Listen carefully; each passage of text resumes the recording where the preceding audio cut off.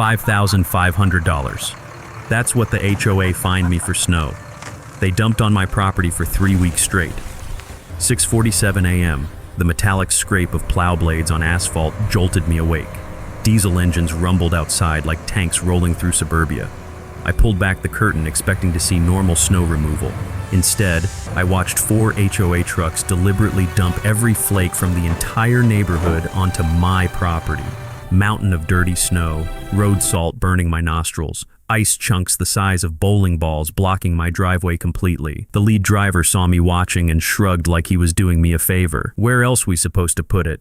My hands shook, not from cold, but from rage. Sarah was still weak from chemo. The twins were counting on this house, and now these bastards thought they could walk all over us. That's when Cordelia Ashford made her biggest mistake. What happened next turned 3 weeks of snow into the most satisfying revenge of my life. What would you do if someone used your lowest moment against you? Drop your HOA nightmare below, because what happened next turned 3 weeks of snow dumps into the most satisfying revenge of my life. But first, you need to understand exactly how we got here. Let me paint you the picture. December 2023, Stonefield Manor, Colorado.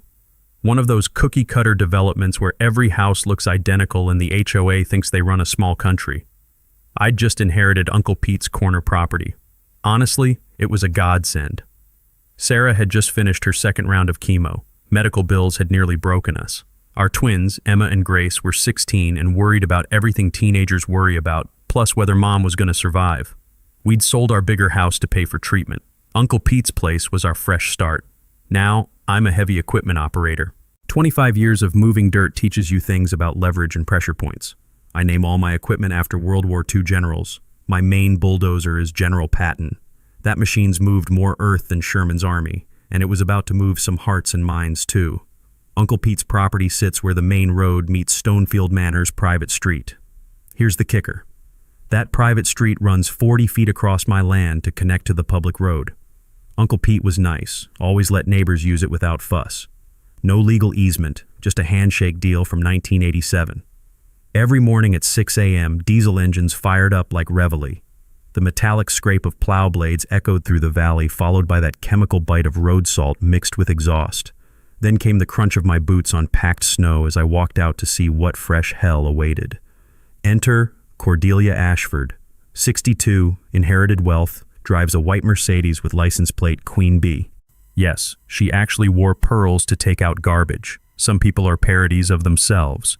December 15th, I'm drinking coffee when I hear snowplows rumbling. We'd gotten 6 inches overnight, but instead of normal removal, I watched 4 HOA trucks dump every flake from the entire neighborhood onto my property, right where their street meets mine. A mountain of snow, road salt, sand, and whatever else they'd scraped up, blocking my driveway, killing my grass, creating a hazardous mess that would freeze concrete hard within hours. I stepped outside. Cold air hit sharp and clean. Diesel exhaust hung thick, and I could taste metallic road salt on my lips. The lead plow driver looked at me like he was doing me a favor. Where else we supposed to put it?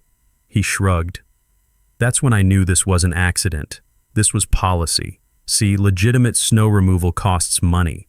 The HOA saved $15,000 annually using my property as their dump instead of paying for proper removal. They figured Uncle Pete never complained, so why would I? But Uncle Pete didn't have a wife fighting cancer and twins watching every penny. Uncle Pete didn't know what it felt like choosing between groceries and medical copays. And Uncle Pete definitely wasn't a combat engineer who'd spent 3 tours watching powerful people sacrifice little guys for convenience. I stood in that freezing air, watching my breath steam, while 4 trucks finished dumping half the neighborhood's problems on my land. Hydraulic lifts groaned as they raised beds one final time, and I realized something important. These people had no idea who they were messing with. The war was about to begin, and I had all the heavy equipment. But Cordelia's biggest mistake was still coming, and it would happen in front of 60 witnesses. 3 days later, the notice appeared under my windshield wiper like a parking ticket. Official HOA letterhead, fancy logo, the works. $500 fine for snow accumulation blocking street access and creating safety hazards. I read it twice. They were literally fining me for snow. They dumped on my property. The fine notice crinkled like autumn leaves as I crushed it in my fist. "What's wrong?" Sarah asked, looking up from breakfast. She was regaining strength, but stress still hit hard. These people just fined us $500 for their snow. The audacity was breathtaking. They'd used my land as their dump, now wanted me to pay for the privilege. The notice included a diagram showing proper snow management techniques and reminded me fines doubled if unpaid within 10 days. I drove straight to Cordelia's oversized Colonial. Her Mercedes sat in the circular driveway like a chrome monument to entitlement. When she opened the door, she looked at me like I was selling something unwanted. "Can I help you?" Not stepping aside or inviting me in. "Yeah, explain this $500 fine for snow you dumped on my property." Cordelia adjusted her pearls, smiled that patronizing smile rich people perfect in finishing school. "Mr. Kavanaugh, the HOA has prescriptive rights to that area from 37 years of continuous use. Your uncle understood the arrangement." Prescriptive rights. Fancy legal term meaning if you use someone's land long enough without permission, you can claim ownership. But here's what most people don't know. The use must be hostile without owner permission. If you ask permission and owner says yes, the legal clock resets to 0 every time. So you're saying the HOA owns part of my property? The HOA has established usage rights. Yes, those rights include reasonable maintenance activities. Show me the paperwork. Her smile faltered. "I'm sorry?" "Legal documents, recorded easement, deed restriction. Show me where it says you can dump snow on my land, then fine me for it." "That's proprietary board information. Submit a formal request." Translation: they had squat. Military service teaches you about contracts. Every base has legal agreements for everything. Equipment use, land access, waste disposal. You don't operate heavy machinery on someone's property without ironclad paperwork, because when things go sideways, lawyers circle like vultures. "I'm formally requesting all documentation related to any easement, right-of-way, or usage agreement for my property. You've got 10 days, same as this bogus fine." Cordelia's face reddened.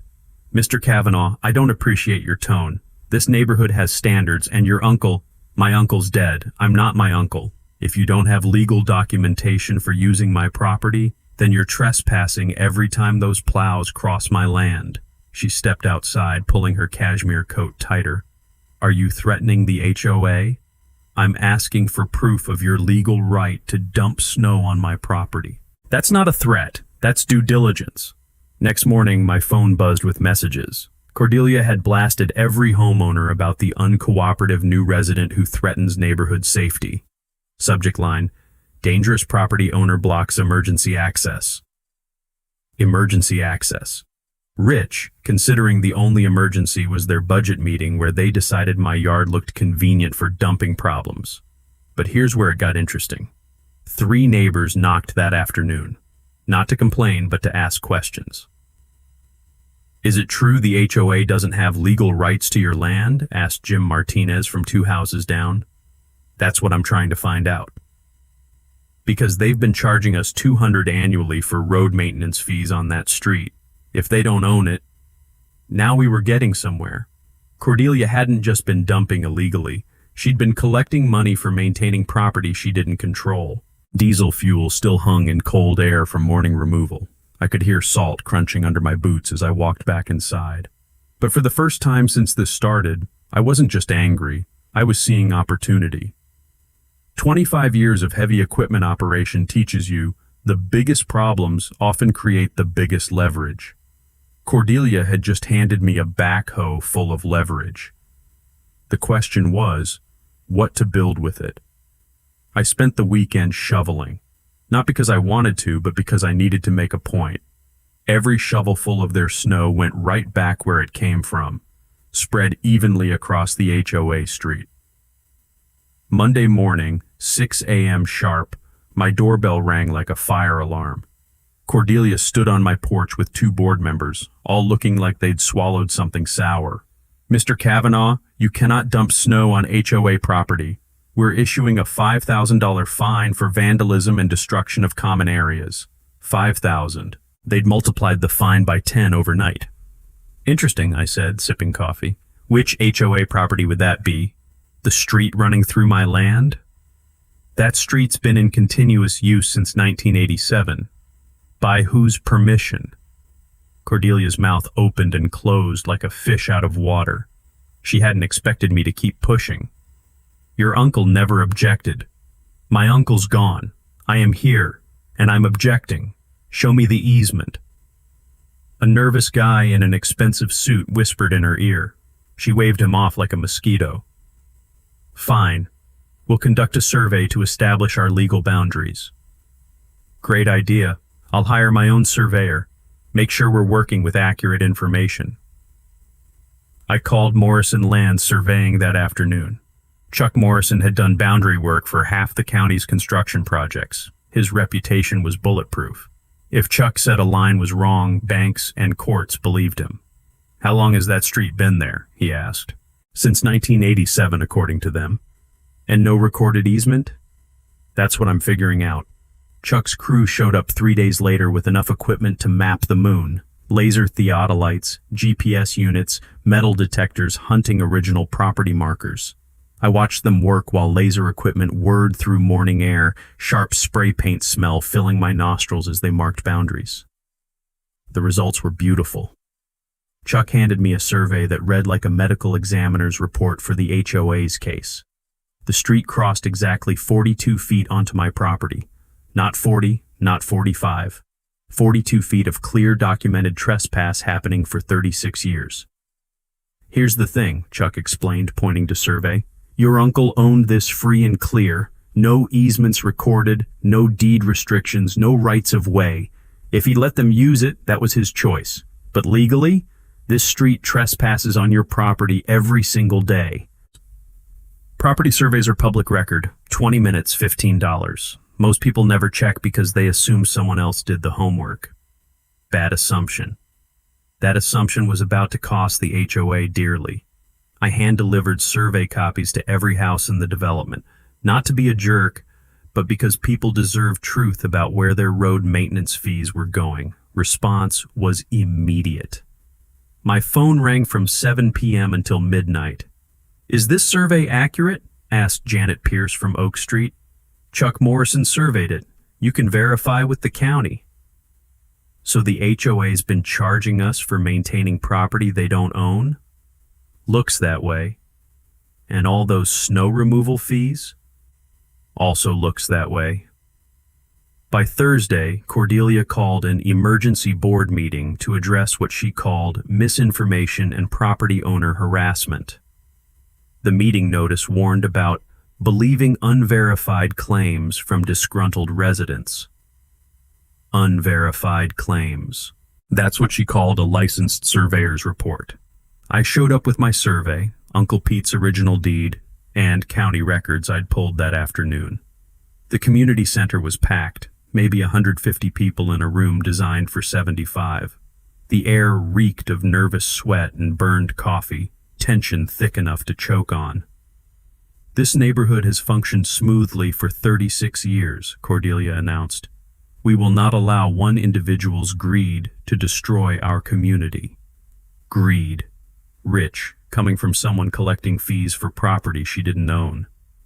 When they opened for questions, I stood. I'd like to see the recorded easement giving the HOA right to use my property. As I've explained, that information is proprietary. County records are public, Cordelia. There's no such thing as a proprietary easement. Shuffling papers filled the room as people whispered. I could feel momentum shifting. Do you have legal documentation or not? That's when Cordelia made her biggest mistake. Instead of deflecting, she doubled down. The HOA doesn't need to justify established usage rights to property owners who refuse to be good neighbors. And just like that, she'd admitted it. No legal documentation, no easement, no rights at all. The meeting exploded into chaos. I walked out smiling, because I'd just watched her hang herself with her own rope. What I found next would make Cordelia's adverse possession claim look like a parking ticket compared to federal fraud charges. The certified letter arrived Friday. Thick, expensive paper, law firm letterhead costing more to mail than most people make hourly. Berkshire, Ashton and Associates, the kind of white shoe firm charging $800 an hour to explain why you can't win. Cease and desist, property interference and harassment, read the subject line. Sarah was sorting medical bills when I opened it. Fresh coffee mixed with crisp legal paper scent, and I could hear the furnace kicking on as December's cold deepened. "What's that?" she asked, looking up from insurance forms. "Cordelia's lawyer wants me to stop asking for proof of their legal rights." 3 pages of legal intimidation disguised as professional correspondence. Phrases like prescriptive easement through adverse possession and established usage patterns constituting legal ownership filled paragraphs like smoke from a dumpster fire. But buried in paragraph 3 was the admission I'd waited for. While formal documentation may not have been recorded with county authorities, translation, they had nothing. I called Tony Brennan that afternoon. He'd handled Uncle Pete's estate and knew the property history better than anyone. 40 years of HOA disputes in Colorado made it practically a specialty practice. "They're bluffing," Tony said after reviewing their letter. "Adverse possession requires 18 years of hostile, open, and notorious use. But if your uncle gave permission, it resets the clock to 0 every time. What if I can prove he gave permission? Then they have no case. But Rex, understand what you're walking into. These people have deep pockets and expensive lawyers. You sure you want this fight?" I looked out at the snow mountains still sitting on my property. 3 weeks of the entire neighborhood's frozen problems dumped on my land because they thought I wouldn't push back. "Tony, they fined me $500 for snow they dumped, then raised it to $5,000 when I objected. They're charging neighbors for maintaining property they don't own. This isn't about money anymore." "What's it about?" "Respect. Making sure my daughters understand bullies only win when good people stay quiet." The next board meeting was December 20th. I submitted a formal request to speak, following parliamentary procedure to the letter. Robert's Rules of Order, agenda submissions, the whole bureaucratic dance they hid behind. Cordelia tried burying my request in new business, meaning I'd speak last after everyone left. But I'd read their bylaws cover to cover. Any property owner could address agenda items during relevant discussion. The meeting was standing room only. Word had spread faster than wildfire. Jim Martinez was there, along with Janet Pierce and 40 other homeowners asking questions about road maintenance fees. Cordelia called the meeting to order with theatrical authority, banging the gavel like announcing the Queen's arrival. "Before tonight's agenda, I want to address misinformation circulating regarding HOA property rights and maintenance responsibilities. 15 minutes explaining how established usage patterns created legal ownership, how property surveys could be inaccurate, and how disruptive residents threatened property values. Masterclass in corporate doublespeak." Then she made her second biggest mistake. "The HOA board has voted to formalize our established rights through proper legal channels. We'll be filing for adverse possession of the disputed area to protect community interests." The room went dead silent. Even heating systems seemed to pause. Adverse possession is basically legal theft, claiming someone's property because you've used it long enough. It's legitimate in specific circumstances, but filing false claims is fraud. When they opened for questions, I stood. "Cordelia, you just announced your intention to steal 42 feet of my property through adverse possession. Are you aware filing fraudulent claims is a felony?"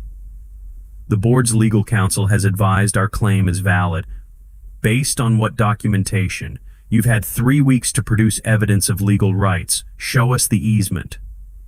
As I've repeatedly explained, established usage patterns, that's not documentation. That's not legal proof. That's a fancy way of saying you've been trespassing 36 years. Tension was thick enough to cut with a shovel. Nervous sweat mixed with stale community center air, shifting chairs echoing like gunshots. "Mr. Kavanaugh," Cordelia said, voice rising to that shrill pitch privileged people use when not getting their way. "This board will not be intimidated by threats or harassment. If you continue this disruptive behavior, we'll take appropriate action." "What action would that be?" "Legal action, financial penalties, whatever necessary to protect this community." There it was. She'd just threatened me in front of 60 witnesses for asking to see legal documentation. I sat down without another word because I didn't need to. Every person in that room had watched Cordelia admit they had no legal rights while threatening to destroy me for asking questions. The meeting ended 20 minutes later in chaos, half the audience demanding answers, the other half heading for exits. But I stayed in my chair, smiling. I'd gotten everything I needed. Cordelia had declared war. Now it was time to show her what happened when you picked a fight with someone who owned heavy equipment. In 12 hours, Cordelia would be in handcuffs. But first, she had to give me one final gift. Christmas morning, while my family opened presents, I was at the county recorder's office. Yeah, they're closed Christmas, but I'd befriended Deputy Recorder Maria Santos during weeks of research. She'd agreed to meet for an hour to help search historical records. "What exactly are you looking for?" she asked, pulling document boxes from 1987. "Proof my uncle gave the HOA permission to use his property." Maria pulled files like a detective working a cold case. 36 years of paperwork spread across the table, and somewhere in that mountain was Cordelia's death warrant. We went through every deed, every easement filing, every correspondence related to Stonefield Manor's development. The records told a clear story, but not what I'd expected. The original developer, Stonefield Construction, had planned dedicating the street section as public right-of-way. Standard practice, build the street, transfer ownership to county for maintenance, but something went wrong during permitting. Environmental studies, wetland restrictions, cost overruns, usual development nightmares. By late 1987, Stonefield Construction was bankrupt. The county refused accepting incomplete street dedication.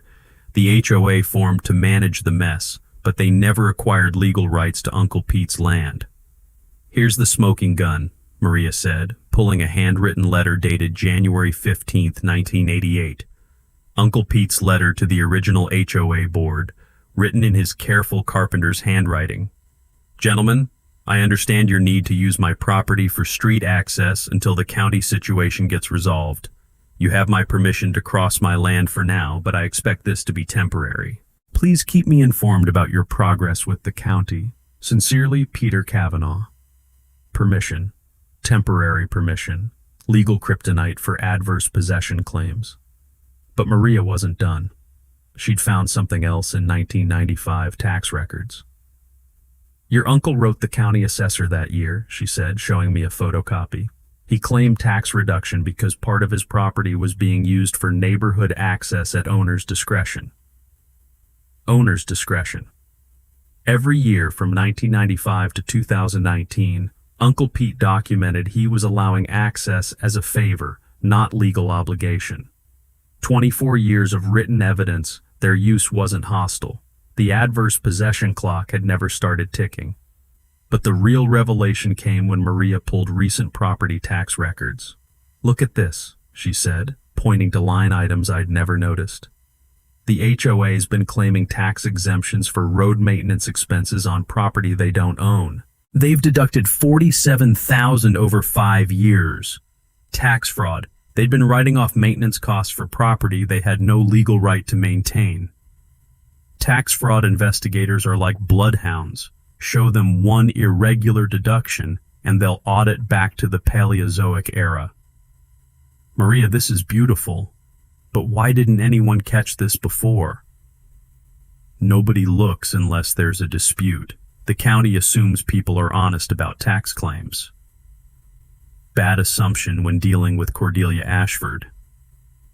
I drove home with copies of everything, mind racing through implications. The HOA built their entire snow removal strategy on property they didn't own. They'd collected road maintenance fees for unauthorized services. They'd claimed tax exemptions for fraudulent expenses. And they'd just announced intention to steal my property through adverse possession, despite documented evidence their use was permissive, not hostile. Sarah was making coffee when I walked into the kitchen, still buzzing from morning discoveries. "Good news?" she asked, seeing my expression. "Better than good. I found Uncle Pete's permission letter." And Cordelia just stepped in the biggest legal trap of her life. She doesn't know it yet, but she's about to learn what happens when you threaten a combat engineer with documentation, heavy equipment, and absolutely nothing left to lose. Fresh coffee mixed with satisfaction of overwhelming evidence, and I could hear Emma and Grace laughing in the living room with Christmas gifts. For the first time in months, everything felt exactly as it should, except for that snow mountain in my yard. Time to turn that problem into the solution Cordelia would never forget. The day after Christmas, I spread Uncle Pete's letter, tax records, and survey documents across my kitchen table like a general planning invasion. Sarah brought coffee while I sketched what would become the most satisfying construction project of my career. "You're really building a wall?" she asked, studying my drawings. "Not just any wall, the most perfectly legal, absolutely bulletproof, completely immovable wall in Colorado history. 25 years of heavy equipment operation teaches you the best solutions are simple, visible, and impossible to ignore." Cordelia wanted to play property rights games? Perfect. I'd give her a masterclass in what property rights actually meant. The design was elegant in simplicity. 12-foot wall of compacted snow and ice, reinforced with steel rebar every 18 inches, positioned exactly on my property line where their street attempted crossing my land. Not blocking a public road, blocking private trespass. I called union buddies first. When equipment operators stick together, amazing things happen. "Rex, you crazy bastard," laughed Danny Torres, who ran the local operating engineers chapter. "You want to borrow what?" "Compactor, snowblower, maybe some rebar. I'm building a property line improvement." "This about that HOA thing? Because half the guys are dealing with similar crap in their neighborhoods." Word had spread through the union. Danny called back with a crew list that read like a revenge fantasy. "We got compactors, rebar, and 3 days of guys who hate HOA bullies." By New Year's Day, I had commitments for equipment, materials, and volunteer labor from guys who understood the satisfaction of perfectly executed projects. Chuck Morrison stopped by to review wall placement. We marked every inch with spray paint and stakes, ensuring the structure would sit entirely on my property while completely blocking illegal street access. "Legally speaking," Chuck explained, "you have absolute right to improve your property however you want, long as you stay within boundaries. Property law's beauty is simplicity. Your land, your rules. No permits required for snow management on private property. No height restrictions for temporary winter structures. No environmental studies for frozen water." Tony Brennan reviewed the entire plan with bomb squad technician thoroughness. "Rex, this is either brilliant or insane, possibly both. Which side of the law am I on?" "Completely legal. Cordelia Street has no more right crossing your property than I do. You could build a house on that spot if you wanted." "I don't want a house. I want justice." We calculated the financial pressure this would create. The HOA had exactly 2 options: pay me for legal access rights or spend $50,000 building new road around my property. Either way, their free ride was over. But I wasn't stopping with the wall. Maria Santos had introduced me to Detective Frank Kowalski from County Fraud Division. Filing false tax claims gets law enforcement very interested very quickly. "You're saying they deducted $47,000 in maintenance costs for property they don't own?" Frank asked, reviewing Maria's documentation. "Plus collecting road fees from homeowners for the same property." Frank's eyes lit like Christmas morning. White-collar crime investigators live for cases with clear paper trails and obvious victims. "Keep building your wall, Rex. We'll handle the financial investigation." By January 3rd, everything was positioned. Equipment staged at neighbor Jim's house to avoid trespassing accusations. Rebar delivered and sorted by length. Security cameras installed to document every construction moment and trespassing attempt. Emma and Grace helped prepare final details. They'd inherited their mother's attention to detail and father's love of well-executed plans. "Dad, what if they try tearing it down?" Grace asked, watching me test camera angles. "Then they'll be destroying private property on video. That's called vandalism." "And if they call police?" "Then police will ask to see their easement documentation, which doesn't exist." Emma laughed at the trap's elegance. So basically they can't win? Sweetheart, when you control territory and have overwhelming documentation, the only way to lose is by not taking action. Military engineers learn defensive positions succeed through three principles: legal authority, physical impossibility, and public visibility. My wall would demonstrate all three simultaneously. Final piece was media strategy. Local news stations love David versus Goliath stories, especially involving dramatic visuals and clear villains. I'd contacted Channel 7's investigative team about HOA financial irregularities. "We're interested," said reporter Jessica Chang during our call. "Can you guarantee visual impact? 12 feet high, 30 feet wide, blocking access to 200 homes, plus arrests." Arrests?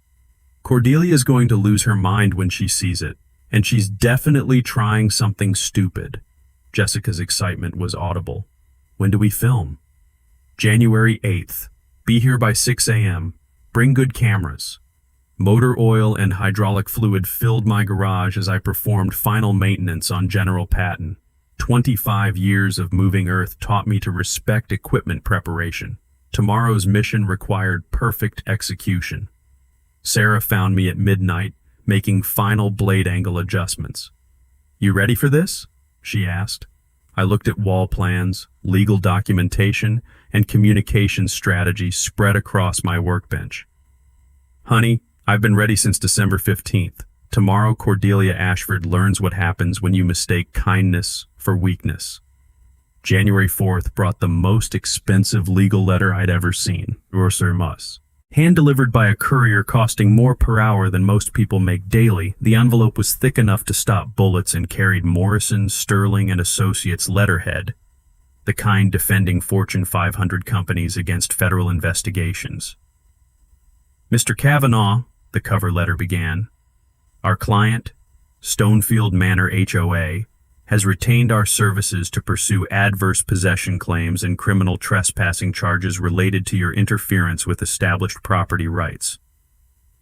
Criminal trespassing charges against me on my own property. Sarah read over my shoulder while I worked through 8 pages of legal threats disguised as professional correspondence. Fresh ground coffee mixed with expensive paper and cheaper intimidation tactics. "They're saying you could face federal charges for interfering with community infrastructure," she said, voice tight with worry. "They're saying lots of things, none true." But Cordelia wasn't just escalating legally. She'd hired Morrison Sterling for one reason: bury me in paperwork until I gave up or went broke.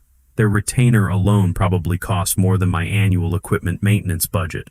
Morrison Sterling Associates, where billable hours go to die expensive deaths. The letter demanded immediate cessation of all property harassment activities, removal of survey stakes, and payment of accumulated fines now totaling $8,000. It included adverse possession filing timeline transferring legal ownership of my property's street access to the HOA within 60 days. I called Tony Brennan immediately. "Rex, this is scorched earth legal warfare. They're trying to overwhelm you with costs." "Can they do that?" "They can try. But their adverse possession claim is still fraudulent regardless of how expensive their lawyers are. Question is whether you want to fight a war of attrition." That afternoon, I did something Cordelia never expected. Instead of responding through lawyers, I started documenting everything with military precision. Every HOA truck crossing my property got photographed with timestamps. Every board member driving down their street got documented as trespassing. Every snowplow load dumped on my land got measured and recorded. I'd learned this technique in Afghanistan. When facing superior firepower, gather intelligence until you find their weakness. Cordelia's weakness revealed itself. January 5th. Jim Martinez knocked around dinner time, holding a manila folder and looking nervous. "Rex, I think you need to see this." Jim's folder landed on my table with the weight of evidence and the sweet sound of justice knocking. Inside were photocopied HOA financial statements going back 3 years. Jim served on Architectural Review Committee, giving him access to budget documents most homeowners never saw. "Look at the road maintenance line items," he said, pointing to highlighted entries. The numbers were staggering. Cordelia's management company, Ashford Property Services, had billed the HOA $47,000 for street maintenance and snow removal in 2023 alone. But according to Jim's records, actual snow removal costs were less than $12,000. "Where'd the other $35,000 go?" I asked. "Ashford Property Services. Cordelia owns the management company billing the HOA. She's been paying herself. Self-dealing. In nonprofit law, that's embezzlement." But Jim wasn't finished. He'd found something better in 2022 records. "She's been billing residents $200 each for road maintenance, then billing the management company $300 per household for same services. She's double charging for work costing half what she claims." The mathematics were beautiful in their criminality. Cordelia collected $400 per household annually for road maintenance costing $100 to perform, then paid herself the difference through her management company. Multiply that by 200 households over 3 years, and you're looking at serious federal fraud. "Jim, why are you showing me this?"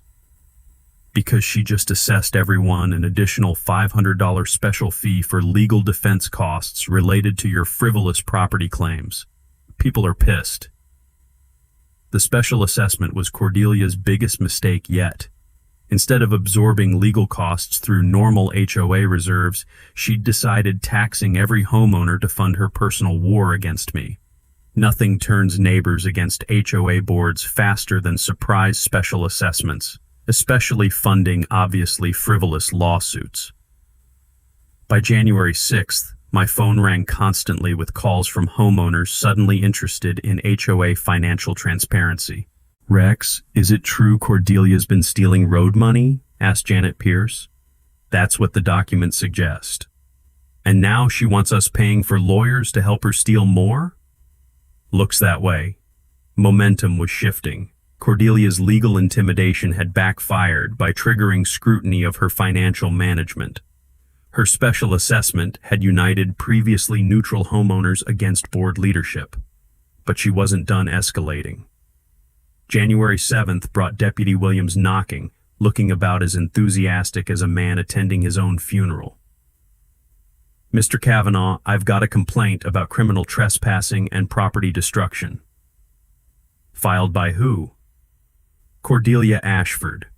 She says you've been placing unauthorized markers on HOA property." I handed him survey documents and property deed. "Deputy, those markers are on my property. Ms. Ashford's welcome to prove otherwise." He spent 20 minutes reviewing Chuck Morrison's survey, Uncle Pete's deed, and county records Maria provided. Papers rustled mixed with distant highway hum and metallic winter air taste. "Mr. Kavanaugh, these documents appear in order. Ms. Ashford may be mistaken about property boundaries." Deputy Williams, "Ms. Ashford's been collecting money for maintaining property she doesn't own while threatening legal action against the actual owner. You might want looking into that." He left with copies of everything, and I went back to final preparations for tomorrow's construction project. The special assessment was Cordelia's biggest mistake yet, because nothing turns neighbors into enemies faster than surprise taxes, and I was about to give them a target for all that anger. Sunday, January 7th, 11 p.m. I was in my garage performing final maintenance on General Patton when security cameras picked up headlights in my driveway. 3 cars, moving slowly, parking just outside camera range. I watched through my phone app as 6 people got out, Cordelia, 2 other board members, and 3 men I didn't recognize. They walked to my property edge, flashlights sweeping across survey stakes I'd positioned for tomorrow's construction. One stranger started pulling up stakes. I called 911 first, then hit record on my phone as I walked outside. "Evening, folks. Can I help you with something?" The group froze like deer in headlights. Cordelia recovered first, stepping forward with her usual imperious attitude. "Mr. Kavanaugh, these unauthorized markers are creating confusion about property boundaries. We're removing them to prevent accidents. Those markers are on my property, placed by licensed surveyor. You're destroying private property." The HOA has established rights. Show me the documentation. One stranger, a heavy-set guy in expensive clothes, stepped between us.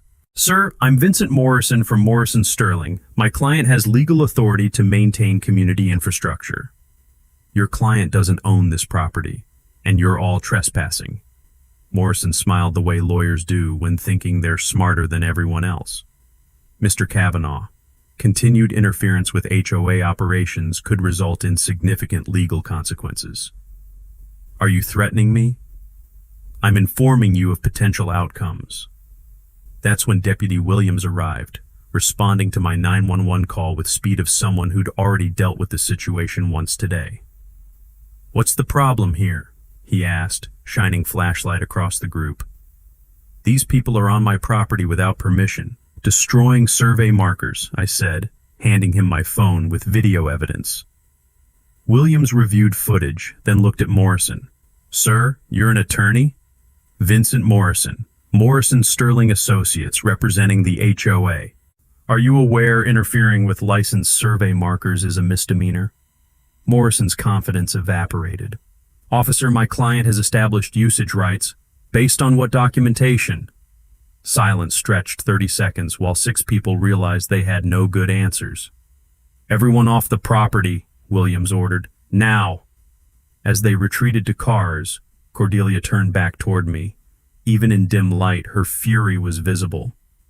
This isn't over, Mr. Kavanaugh. You have no idea what you're dealing with. Actually, Cordelia, I know exactly what I'm dealing with. A fraud investigation starts tomorrow morning. Her face went white. What fraud investigation? Ask Detective Kowalski. He's very interested in your management company's billing practices. Cars left my driveway faster than they'd arrived, and Williams finished his report with thoroughness of a man documenting evidence for future court proceedings. Rex, be careful, he said before leaving. People like this don't give up easy. He was right. Monday morning brought Cordelia's final desperate move. At 5:30 a.m., my security cameras detected movement. Not at my property this time, at Jim Martinez's house, where my equipment was staged. 2 men with crowbars were attempting to disable General Patton's hydraulic systems. I called Sheriff's Department while grabbing my shotgun and sprinting across the street in pajamas. The saboteurs heard me coming and ran, but not before damaging hydraulic lines on my compactor. The hydraulic fluid pooled black and viscous on frozen asphalt, evidence of Cordelia's desperation written in industrial blood. 20 minutes later, Detective Kowalski arrived to process the scene. He found hydraulic fluid, tool marks, and footprints leading back toward Ashford Property Services Company truck parked 3 blocks away. Rex, this escalated to property destruction. We can arrest whoever ordered this. Can you prove Cordelia ordered it? Working on it, but your wall construction might want to wait until... Detective, my wall construction happens today, as scheduled. She just proved how desperate she is. Danny Torres and crew arrived at 6 a.m. with replacement hydraulic lines and enough righteous anger to power a small city. Equipment operators take sabotage personally, especially when targeting one of their own. Nobody messes with union equipment, Danny announced while installing new hydraulic fittings. This job just became a matter of professional pride. By 7 a.m., Jessica Chang from Channel 7 was setting up cameras while my crew tested equipment one final time. Diesel fuel mixed with hydraulic fluid and winter air, creating unmistakable scent of serious construction about to happen. Rex, any final words before we start filming? Jessica asked. I looked at the snow mountain Cordelia's crew had dumped on my property over 3 weeks. Hundreds of tons of frozen evidence of their illegal dumping, financial fraud, and absolute contempt for property rights. Yeah. Sometimes the best solution to a problem is to turn it into something bigger, more visible, and completely impossible to ignore. Danny fired up General Patton's engine, sound echoing across Stonefield Manor like a declaration of war. In the distance, I could see curtains moving as neighbors realized something significant was about to happen. Cordelia had spent 3 weeks underestimating a combat engineer with heavy equipment and legitimate grievances. She was about to discover the difference between threatening someone and actually fighting them. By 7 a.m., Jessica Chang was setting up cameras while Cordelia slept peacefully in her mansion, completely unaware that her world was about to collapse on live television. At 8 a.m. sharp, General Patton's blade bit into the first pile of snow with the satisfying crunch of justice being served. The hydraulic whine of compactor mixed with diesel engine roar as we began transforming 3 weeks of illegally dumped snow into the most perfectly positioned property improvement in Colorado history. Jessica Chang and her camera crew captured every moment from multiple angles while Danny Torres operated the compactor with surgical precision. Each pass compressed snow and ice into solid blocks, building the wall 18 inches at a time. "Rex, describe what you're building," Jessica said, shoving a microphone toward me while General Patton moved another ton of snow into position. "Exactly what the title says, turning their snow into a wall that blocks their street. 12 feet high, 30 feet wide, positioned precisely on my property line where their private road illegally crosses my land." The engineering was beautiful. We'd calculated the wall's footprint to block access without extending onto the HOA street itself. Every cubic foot sat entirely on my property, making destruction or removal a clear case of vandalism. By 9 a.m., homeowners started gathering at the property line. Word had spread through the neighborhood faster than wildfire, and people wanted to see the spectacle firsthand. Some angry, some amused, but everyone fascinated. "Is this legal?" asked Margaret Wilson from Pine Street, watching us install steel rebar into compressed snow. "Completely legal," I replied, handing her survey copy. "Private property improvements don't require anyone's permission except the property owners." The wall grew systematically, each layer reinforced with rebar and compressed until solid enough to support a truck. Hydraulic machinery sound mixed with excited conversations as more neighbors arrived to witness Cordelia's comeuppance.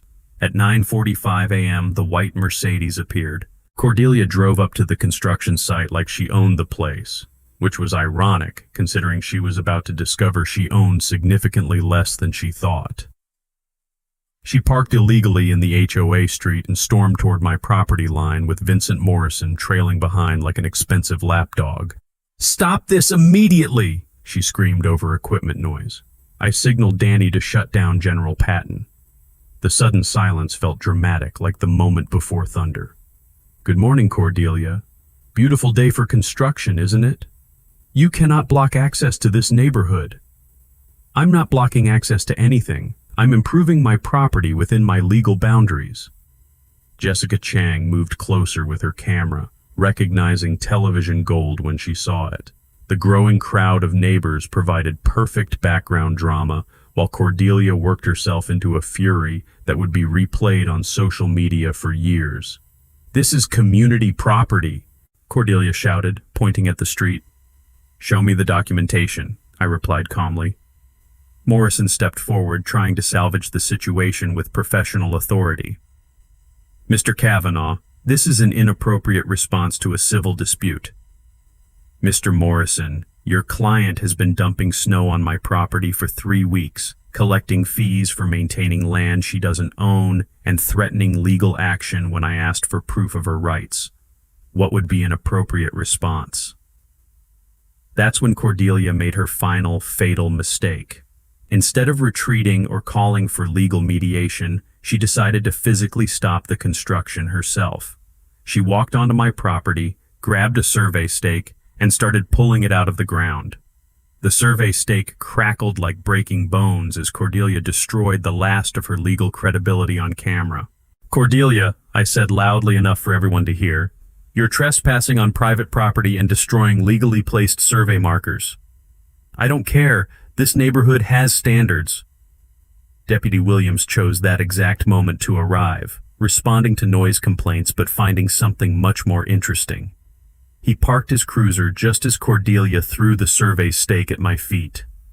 "Ma'am, step away from the property line," Williams ordered. "Officer, this man is blocking community access." Williams looked at the wall, now 8 feet high and obviously positioned entirely on my side of the property line. He reviewed survey documentation I handed him, then looked at Cordelia. Ma'am, do you have legal documentation proving HOA ownership of this property? We have established usage rights, legal documentation, recorded easement, deed restriction. This is ridiculous. People like him need to know their place. The crowd went dead silent. Even the construction crew stopped working to stare at Cordelia, who just revealed exactly what this dispute was really about. People like him. The racist undertone hung in the morning air like toxic smoke, and every witness understood they'd just heard Cordelia's true motivation. Ma'am, you're under arrest for criminal trespassing and destruction of private property, Williams said, reaching for his handcuffs. Cordelia's meltdown was spectacular. She screamed about property values, neighborhood standards, and people not knowing their place while Williams read her Miranda rights. Morrison tried to intervene legally, but there's no lawyering your way out of criminal trespassing caught on video. The white Mercedes sat abandoned in the street while its owner was loaded into the back of a sheriff's cruiser, still shouting about community rights and established patterns. Jessica Chang got every moment on camera, from the arrest to the crowd's reaction to the completed wall blocking access to 200 homes. Rex, any final comments? She asked as the cruiser drove away. I looked at the wall, the crowd, and the street full of trapped cars that couldn't leave until their HOA figured out how to negotiate with the property owner they'd been abusing for weeks. Sometimes the best way to solve a problem is to make it impossible to ignore. The wall stood for exactly 6 hours, not because it wasn't solid. Danny's crew had built it to last until spring. But by 2 p.m., the HOA's emergency board meeting had reached the obvious conclusion. Negotiating was cheaper than building a $50,000 alternate road. The emergency board meeting was held in my living room because the community center was on the wrong side of my wall. 3 remaining board members, Vincent Morrison and a court-appointed mediator named Patricia Wells, sat around my kitchen table while Channel 7 filmed through the window. Sarah served coffee and watched 200 households' worth of leverage play out in real time. Mr. Kavanaugh, Morrison began, my clients are prepared to discuss reasonable access arrangements. I'm listening. Patricia Wells spread documents across the table with efficiency of someone who'd mediated property disputes for 20 years. The HOA acknowledges no legal easement exists. They're requesting permission to establish formal access rights through negotiated agreement. Translation: they wanted to pay rent for using my property instead of stealing it. The terms were straightforward. $35,000 in back payments for 3 years of illegal dumping. $2,000 monthly for documented easement rights. HOA responsibility for all snow removal at their expense. And formal recorded easement with county that could be revoked if terms were violated. What about Cordelia's management company? I asked. Mrs. Ashford has resigned from the board effective immediately. Her management contract has been terminated. Detective Kowalski had worked fast. By noon, Ashford Property Services was under federal investigation for mail fraud, tax evasion, and non-profit embezzlement. Cordelia would spend the next 2 years fighting charges that would cost her more than she'd stolen. And the special assessment for legal fees? Rescinded. All homeowners will receive full refunds. I looked at Sarah, who nodded. We discussed the terms during morning's construction, and both agreed victory was more important than vengeance. I accept the offer with one modification. The back payment goes to Jefferson County Veterans Services for PTSD treatment programs. Morrison looked confused. You don't want the money? I want justice. Justice means making sure other people don't get bullied by HOA boards who think property rights don't apply to them. The papers were signed by 4 p.m. By 5 p.m., General Patton had carved a careful gap in the wall wide enough for emergency vehicle access. The full wall would stay until spring, serving as a visible reminder of what happens when HOA boards mistake kindness for weakness. Channel 7's evening news coverage went viral within hours. Veteran uses snow to block HOA after dumping dispute hit social media like a guided missile, generating 3 million views and 15,000 comments in the first 24 hours. The story resonated because everyone knows someone who's dealt with HOA abuse. Property owners across the country shared their own horror stories, and several contacted me for advice on fighting similar battles. 6 months later, Sarah and I established the Property Rights Defense Fund, using media attention from the Wall story to raise money for legal assistance to homeowners facing HOA abuse.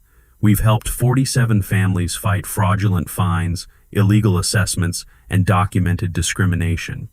Emma and Grace learned something important about standing up to bullies, not with violence or anger, but with documentation, preparation, and the willingness to make problems visible until they're impossible to ignore. The wall melted in April, revealing perfectly healthy grass underneath. Turns out snow's actually good insulation for dormant winter lawns. Who knew? Cordelia's white Mercedes disappeared from the neighborhood 3 weeks after her arrest. Word is she moved to Florida, where HOA regulations are even more complicated and federal investigators have longer memories. Vincent Morrison sends me a Christmas card every year with pictures of his family. Turns out representing property owners against abusive HOA boards pays better than defending HOA boards against property owners. He's made a career change that benefits everyone. The Stonefield Manor HOA is now run by Jim Martinez and Janet Pierce, with financial transparency that would make federal accountants weep with joy. Road maintenance costs exactly what it should cost, and snow gets removed to legitimate disposal sites instead of residents' front yards. But here's what makes me proudest. 3 other neighborhoods have used my story as a template for fighting their own HOA battles. Documentation, legal preparation, and strategic use of public pressure works, whether you're dealing with snow dumping, fraudulent fines, or discriminatory enforcement. Sometimes the best way to fix a broken system is to show everyone exactly how broken it really is. Got your own HOA nightmare story? Drop it in the comments below. And if this story taught you something about property rights, hit that subscribe button. Because next week I'm telling you about my neighbor's decorative fence that turned their pool party into a crime scene. Trust me, you're going to want to hear this one.